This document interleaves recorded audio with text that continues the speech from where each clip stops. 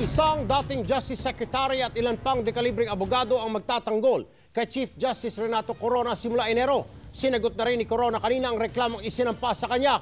Ang sagot mula kay Fritzy Cabial, live mula sa Korte Suprema.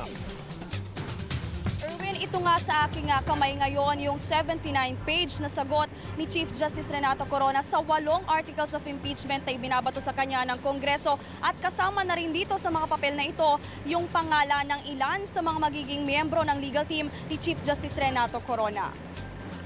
Pirmado ng 6 na dekalibre at batikang mga abogado ang halos 80 pahinang answer ni Corona sa kasong impeachment na isinampa ng Kongreso laban sa kanya.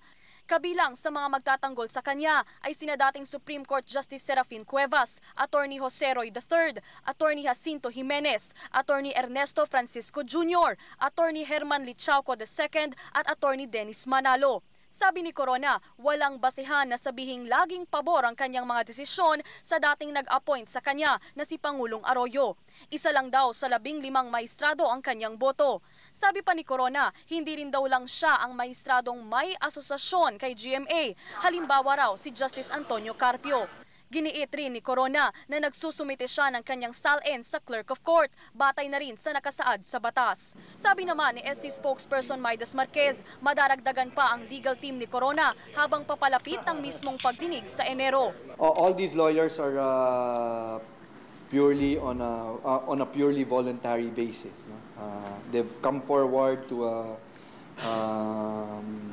offer their legal services to the Chief Justice. Libre o pro bono daw ang serbisyo ng lahat ng legal team members. Nilinaw naman ni Marquez na sakaling may pending na kaso ang isang abogado ni Corona sa SC, agad daw mag-i-inhibit si Corona sa pagdinig.